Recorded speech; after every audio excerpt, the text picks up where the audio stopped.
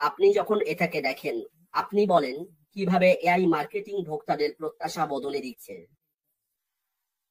আপনি জানেন এটা সত্যি। আপনি জানেন এআই মার্কেটিং খুবই গুরুত্বপূর্ণ, বিশেষ করে এটা ভোক্তাদের আচরণ বদলে দিচ্ছে। অনেকভাবে এআই ভোক্তাদের আচরণের উপর ভিত্তি করে জিনিসগুলোকে গড়ে তুলছে, আপনি জানেন। আর প্রথম যে জিনিসটা আমি দেখি সেটা হলো, আমি যখন নিজেকে একজন ভোক্তা, একজন ব্যবহারকারী হিসেবে দেখি, তখন আমি ব্যক্তিগতকরণের দিকে তাকাই। এটাই ছিল আমার নিজের মনে আসা প্রথম বিষয়। আপনি জানেন কিভাবে তারা পণ্যটা আমার জন্য তৈরি করবে? সবার জন্য নয়। আগে তো ছিল সবার জন্যই। ভোক্তারা তখন পাত্তা দিত না। তারা যাবে এবং কঠিন কাজটি করবে, তারা পাত্তা দিত না। এটা ঠিক যেন আপনি হাটে গেলেন, সবকিছুই সেখানে আছে। আপনি মরিচ খুঁজছেন, লঙ্কা খুঁজছেন, বা যাই খুঁজুন না কেন, চাল হোক বা অন্য কিছু, আপনাকেই দোকান খুঁজে বের করতে হবে। দোকান খুঁজে বের করতে হবে। ভাবুন তো, আপনি এমন এক জায়গায় আছেন যেখানে আগে কখনো যাননি। এটা একটা বাজার, আর আপনি একজন ভোক্তা হিসেবে ঢুকলেন। আপনাকেই খুঁজে বের করতে হবে আপনি যা খুঁজছেন। আপনাকেই খুঁজতে হবে। কিন্তু এখন ভোক্তারা আর সেটা চান না। তারা এসবের প্রতি ক্লান্ত হয়ে পড়েছেন, জানেন তো। আগে মার্কেটিং মানে কি ছিল? এটা ছিল ভোক্তাদের ঘিরে, বুঝলেন তো। এটা ছিল মার্কেটিং ক্যাম্পেইনের বিস্তৃত ভিত্তিক সেগমেন্ট নিয়ে। কোনো ব্যাপার না, তারা এতে খুশি ছিলেন। মার্কেটিং ক্যাম্পেইনের বিস্তৃত ভিত্তিক সেগমেন্ট। বাজার যেখানেই থাকুক, ভোক্তা শুধু তাদের প্রয়োজনীয় জিনিস খুঁজতে চলে যেতেন, জানেন তো। এতে অনেক কষ্ট ও পরিশ্রম লাগে, কিন্তু তারা খুশি ছিলেন। ডিজিটাইজেশন এবং ডিজিটাল সিস্টেমে এআই আসার আগ পর্যন্ত ভোক্তারা সেটা করতে খুশি ছিলেন। কিন্তু এখন ডিজিটাইজেশন এসেছে, খোঁজাখুঁজি এখনো চলে, কিন্তু এখন এআই যুক্ত হয়েছে। কি হলো? চাহিদার কারণে মানুষ সবকিছুই চায়। তুমি যদি আমার সামনে এনে না দাও, আমি এমন কাউকে খুঁজুক যে আমার সামনে এনে দেবে। এআই মার্কেটে প্রতিযোগিতা ছিল, সবাই একে অপরের সঙ্গে প্রতিদ্বন্দ্বিতা করছিল, জানোই তো। এখন ভোক্তারা কি আশা করে? তারা এখন কি আশা করে? তাদের প্রত্যাশা হলো, তারা চায় কোম্পানি যেন তাদের পছন্দ, তাদের আচরণ এবং তাদের প্রয়োজন বুঝতে পারে। কিভাবে? সোশ্যাল মিডিয়ার মাধ্যমে। কারণ সোশ্যাল মিডিয়া তো আছেই। তুমি প্রতিদিন সোশ্যাল মিডিয়ায় সার্চ করছো, সেখানে আছো, তুমি কিনছো। তুমি প্রথমবারের মতো কিছু কিনেছো, তুমি কিছু করেছো। কি হবে তখন? এআই এখন সেই ডেটা, সেই বিশাল ডেটা থেকে বিশ্লেষণ করবে, বলবে, ওয়াও, কমফোর্ট গতবার এই জিনিসটা কিনেছিল, হয়তো কমফোর্ট এই জিনিসে আগ্রহী। আমরা কিভাবে এই সার্চটা ব্যক্তিগতভাবে সাজাবো, যাতে প্রতিবার কমফোর্ট যখন সার্চ করে, তখন সে ঠিক যেটা চায় সেটাই দেখতে পায়, অন্যরা যা চায় সেটা নয়। এইভাবেই এআই এসে বাজারকে নতুন ভাবে গড়ে তুলেছে। ব্যক্তিগত দৃষ্টিকোণ থেকে একজন ব্যবহারকারী হিসেবে, যেমন তারা গল্প লেখে, বলে একজন ব্যবহারকারী হিসেবে আমি চাই তুমি এটা আমার জন্য করো। আমি নিজে করতে চাই না। তুমি কি এটা আমার জন্য করতে পারো? হ্যাঁ, আমি তোমার সঙ্গে আছি। তুমি যদি না পারো, আমি এমন কাউকে খুঁজবো যে এটা আমার জন্য করবে। ঠিক একইভাবে বিপণনকারীরাও তাই করে। যখন বিপণনকারীরা এটা বোঝে, তখন তাদের এমন কোম্পানি, সফটওয়্যার ডেভেলপমেন্ট কোম্পানির খোঁজ করতে হয়, যারা এই সফটওয়্যার তৈরি করবে, এই বিশাল ডেটা পরিচালনা করবে, ফিল্টার করবে এবং বলবে, এরা সেই গ্রাহক যারা তোমার বিক্রি করা জিনিস খুঁজছে। তারা একে বলে এই দ্বারা সৃষ্ট ট্রাফিক। এটাই সেই ট্রাফিক, লক্ষ্যভিত্তিক ট্রাফিক। এবং এভাবেই বাজার এগিয়ে যাচ্ছে, বাজার এই দিকেই যাচ্ছে। তাই আমি ব্যক্তিগতকরণকে একটি দিক হিসেবে দেখি, এবং এরপর সিস্টেমটি আমাকে ভবিষ্যতের জন্য পণ্যের সুপারিশ করতে হবে। আমাকে সুপারিশ দাও, ঠিক আছে। যদি আমার কাছে এটা না থাকে, তাহলে এটাই তুমি খুঁজছো। বাজারজাতকরণ ঠিক এই দিকেই এগোচ্ছে। আমি শুধু চাই না তুমি আমাকে কিছু দাও, বরং যদি সেটা না থাকে, তুমি কি আমার জন্য কিছু সুপারিশ করতে পারো? এটাই হলো ব্যক্তিগতকরণ, মানে শুধু আমার জন্য এবং সবার জন্য। এটা হলো একদিক।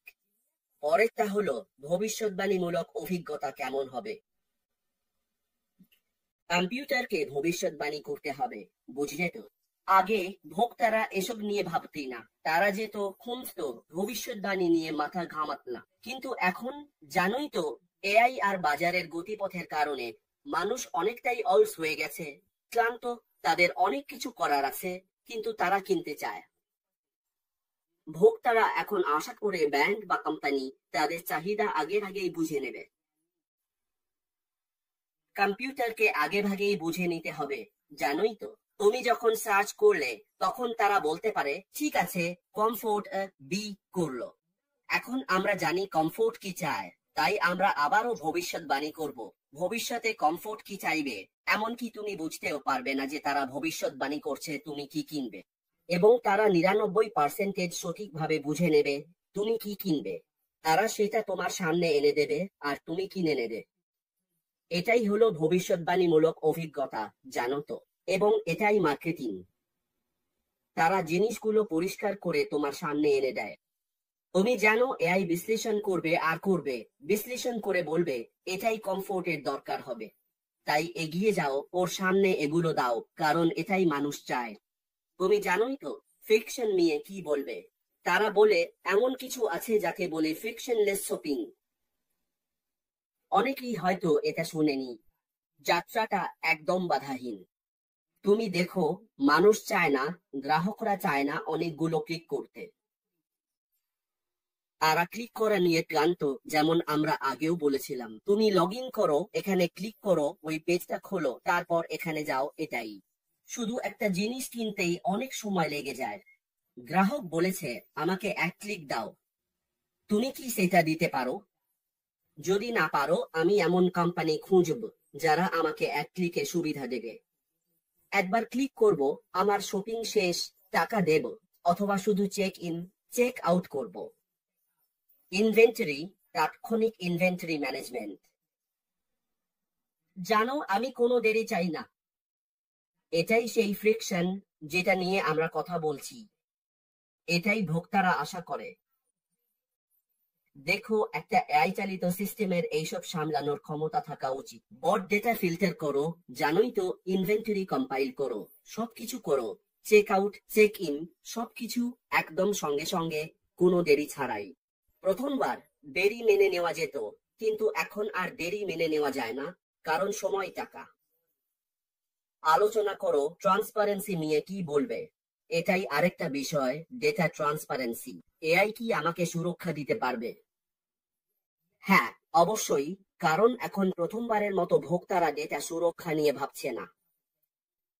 ওরা শুধু জিনিস কিনতে চায়, চলে যেতে চায়। ওরা নিজের ডেটা নিয়ে কি হচ্ছে সেটা নিয়েও ভাবে না। কিন্তু এখন সবাই জানতে চায় আমার ডেটা কে ব্যবহার করছে। আমি যদি তোমাকে আমার ডেটা দিই, তাহলে কি আমি নিরাপদ? বিশ্ব যেভাবে এগোচ্ছে, আমি কি সত্যিই নিরাপদ? এখন আমরা এআই নিয়ে কথা বলছি, এআই কি আমার ডেটা ফাঁস করবে? না, এআই আরো বেশি সুরক্ষিত, জানো তো। বেশিরভাগ কোম্পানি তোমার ডেটা রক্ষা করবে, আর আমরা যে কোম্পানির কথা বলছি সেটার কথাই বলছি। অ্যাশ সব সময় ডেটা সুরক্ষা নিয়ে কথা বলে। আমরা কাউকে তোমার ডেটা হাতে পেতে দেব না। এটাই এই কোম্পানির সবচেয়ে বড় গুণ, জানো তো। তুমি যদি আমাকে সুরক্ষা দিতে না পারো, তাহলে তোমার কাছে আসার কোনো দরকার নেই, কারণ দিনের শেষে তুমি আমাকে একজন ভোক্তা, একজন ক্রেতা হিসেবে চাও। আমি তোমাকে চাই না। জানো, অনেক কোম্পানি আছে, কিন্তু যখন এমন একটা কোম্পানি পাবে যারা তোমাকে সুরক্ষা দেবে, তোমার জন্য সবকিছু সাজাবে, নিশ্চিত করবে তুমি যা চাও শুধু সেটাই পাবে। তারা তোমাকে অনেক কিছু দিয়ে ভরিয়ে দেবে না, যেগুলো মাঝে মাঝে তোমার মাথায়ও ঢোকে না, জানো তো। অ্যাশ এটা করতে চলেছে। এটাই সেই কোম্পানি যেখানে আমরা আছি। আমরা বলছিলাম তাহলে আবেগের কি হবে। জানো, প্রথমবার এটা ছিল একেবারে অনিশ্চিত হবে কি হবে না, যখন কোনো এআই ছিল না, কোনো কম্পিউটিং ছিল না, না না কোনো ডিজিটালাইজেশন ছিল না। আমি যদি তোমার দোকানে আসি, কমফোর্ট, যেদিন তোমার মুড খারাপ, তখন আমরা কি করব? আমি যদি বলি কমফোর্ট এটা কত দাম, হয়তো খারাপ মুডে তুমি আমার সঙ্গে কথা বললে আমি হয়তো তোমার কাছ থেকে কিনতে চাইবো না। যেদিন তোমার মুড ভালো থাকবে তখন তুমি ভদ্রভাবে কথা বলবে, জানো তো। এখন আমরা মেশিন লার্নিং নিয়ে কথা বলছি। মেশিন কি সহানুভূতিশীল হবে? সেই সহানুভূতি তোমাকে একজন মানুষের মতো দেখা, কারণ মানুষ চায়, যদিও এটা মেশিন, তারা চায় মেশিনটা যেন মানুষের মতো আচরণ করে। তারা চায় না, জানো তো, প্রতিবার মেশিন আসলেই যেন খারাপ ভাষা ব্যবহার করে বা এরকম কিছু করে।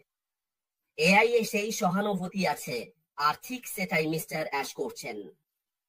তুমি যা কিছু ব্যবহার করবে, তুমি সেটা 100% পাবে। এটাই মিস্টার অ্যাশ মোফারা বলেছেন, আমি তোমাকে কিছু দিচ্ছি, কিন্তু আমি নিশ্চিত করি আমি তোমাকে সেরা সেরা দিচ্ছি। জানো তো, মানুষ চায়, ঠিক আছে, কাস্টমার সার্ভিসটা কেমন হবে? আমরা চ্যাটবটের কথা বলছি, যেটা তোমাকে সার্ভিস দেবে, কারণ আমি চাই না, জানো তো, যখন আমার কোনো তথ্য দরকার, তখন সেটা পেতে 24 ঘন্টা বা 3 ঘন্টা লাগুক, আমি সেটা সঙ্গে সঙ্গে চাই। চ্যাটবট আছে তোমাকে সেই তথ্য দেওয়ার জন্য, বুঝলে তো? আর এভাবেই মার্কেটিং এগোচ্ছে। আমরা বলছি কিভাবে এআই মার্কেটিং গ্রাহকদের প্রত্যাশা বদলে দিচ্ছে। গ্রাহকদের প্রত্যাশা অনেক বেশি, আর এই গ্রাহক প্রত্যাশার কারণেই তারা চায়, জানো তো, সময় মতো, একদম ঠিক সময় সেটা পেতে। তারা যত দ্রুত সম্ভব সেটা চায়, তাই ঠিক আমাদের রান্নার মতোই। ঠিক আছে, আর আমরা অনেক কথা বলতে পারি, কমফোর্ট এখানেই শেষ করবো। জানি, বুঝতে পারছি, কিন্তু তুমি আমার মনের কথাটাই বলে দিলে। হ্যালো টিম, ভালো কাজ করেছো, তোমার রান্না দারুণ। তুমি কি করছো? তুমি কি তোমার স্যুপ রান্না করছো? কিন্তু এখন তো রাত 9টা বেজে গেছে। ঠিক আছে, আমাদের সঙ্গে থাকার জন্য ধন্যবাদ। আজ এখানে উপস্থিত থাকার জন্য তোমাদের সবাইকে আমরা কৃতজ্ঞতা জানাই।